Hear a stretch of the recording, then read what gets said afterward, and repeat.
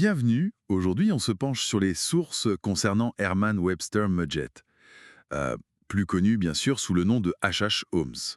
On dit souvent que c'est le premier tueur en série des États-Unis.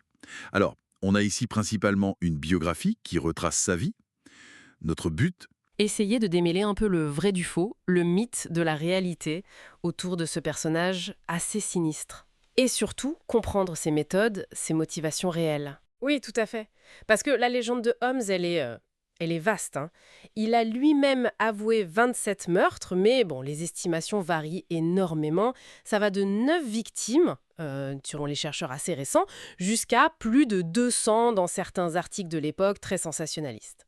Ce qui est sûr, par contre, c'est qu'il n'a été condamné que pour un seul meurtre, celui de son associé Benjamin Pitiel.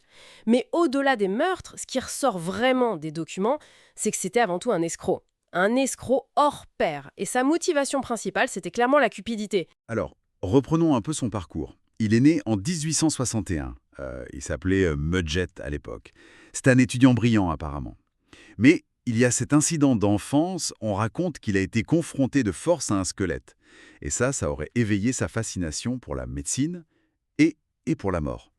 Ses études de médecine à l'université du Michigan lui ont permis d'approfondir ses connaissances en anatomie et surtout d'avoir accès à des cadavres.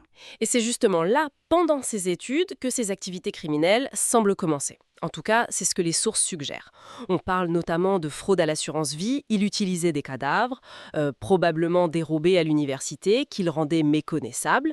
Puis il y a eu plusieurs déménagements, toujours un peu suspects, une disparition d'enfants ici, une mort étrange là. Et finalement, il change de nom pour H.H. Holmes et il s'installe à Chicago, ça c'est vers 1886. D'accord. Et c'est là, à Chicago, qu'il fait construire son fameux château. Enfin, ce bâtiment tristement célèbre, financé par la fraude d'ailleurs, et avec une technique particulière. Il remplaçait constamment les ouvriers pour que personne ne connaisse les plans complets du bâtiment. C'est assez malin d'une certaine manière. Très malin, oui. Et très calculé. Le rez-de-chaussée, c'était des commerces, une façade respectable. Mais les étages supérieurs, c'était autre chose. Un vrai labyrinthe, hein. Ah oui, complètement. Les descriptions sont glaçantes.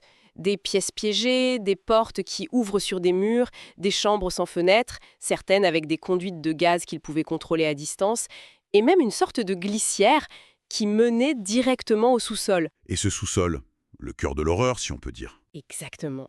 Les enquêteurs y ont trouvé une table de dissection, des fosses avec de la chaux vive pour dissoudre les corps. Il y avait aussi des fours crématoires et même un chevalet de torture. Alors lui, il prétendait l'utiliser pour étirer les gens, pour créer une race de géants. Une justification complètement délirante, évidemment. C'est fou. C'était là qu'il attirait, piégeait et tuait ses victimes, souvent des femmes dont il était proche, comme ses maîtresses Julia Connor ou Minnie Williams. Il les escroquait d'abord, puis les tuait. Mais aussi des créanciers, comme un certain Wade Warner. Et après, il disséquait souvent les corps et, selon les sources, oui, il vendait les squelettes à des écoles de médecine. et l'exposition universelle de 1893 à Chicago, ça a été une aubaine pour lui, hein, j'imagine. Ben oui, ça lui a fourni un flux quasi constant de victimes potentielles. Des gens de passage, inconnus en ville. Plus facile à faire disparaître sans éveiller les soupçons immédiatement. Et sa chute alors? Oh, Elle est liée à Benjamin Pitezel, son associé? c'est ça. Holmes l'a convaincu de participer à une autre arnaque à l'assurance vie. Pitzel devait faire semblant d'être mort. Holmes devait fournir un cadavre anonyme à sa place. Et il partageait la prime. Sauf que Holmes a vraiment tué Pitzel. À Philadelphie, pas de simulation. Ah oui, d'accord. Et ensuite, pour récupérer l'argent de l'assurance et surtout pour contrôler la femme de Pitzel, Kerry, qui commençait peut-être à se douter de quelque chose, il a fait pire encore. Il a pris 3 des 5 enfants Pitzel avec lui, en leur faisant croire qu'il les emmenait rejoindre leur père qui se cachait, soi-disant. Mon Dieu. Et là, il les a emmenés dans un périple à travers les États-Unis et même au Canada, en les tuant un par un sur le trajet. C'est terrible. Comment est-ce qu'on l'a arrêté finalement? C'est un tuyau d'un ancien codétenu de Holmes, un certain Marion Hedgepeth. Holmes lui avait promis une part sur une autre affaire d'escroquerie, mais il ne l'avait pas payé. Du coup, Hedgepeth a parlé aux autorités, et ça a mis l'agence de détective Pinkerton sur la piste de Holmes. Les fameux Pinkerton. Oui, et c'est l'un de leurs détectives, Frank Giellet, qui a méticuleusement retracé tout le parcours de Holmes avec les enfants et qui a fini par retrouver leur corps. C'est ça qui a vraiment scellé son sort. Il est donc arrêté en 1894 à Boston, et son procès, il s'est surtout concentré sur le meurtre de Pitzel, c'est ça? Principalement, oui.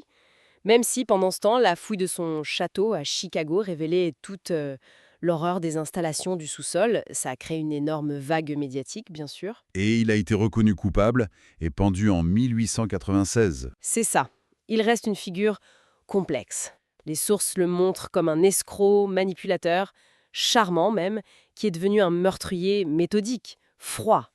Et cette différence énorme dans le nombre de victimes, entre les 9 probables bien documentés et les 200 ou plus parfois mentionnés, ça vient beaucoup du sensationnalisme de l'époque, des confessions de Holmes lui-même qui n'étaient pas fiables, et de la difficulté réelle à identifier toutes les victimes potentielles dans ce qu'on a retrouvé. Le mobile principal, c'était donc l'argent. Clairement l'argent. Mais il y a aussi, on le sent dans les récits, une sorte de fascination pour la mort, la dissection, quelque chose de plus sombre encore. En fin de compte, ça laisse une question en suspens, peut-être.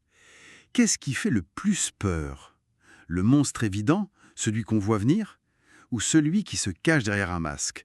Le masque du voisin charmant, du docteur, de l'homme d'affaires. Holmes, lui, incarnait vraiment cette deuxième peur. Le mal qu'on ne soupçonne pas, juste à côté de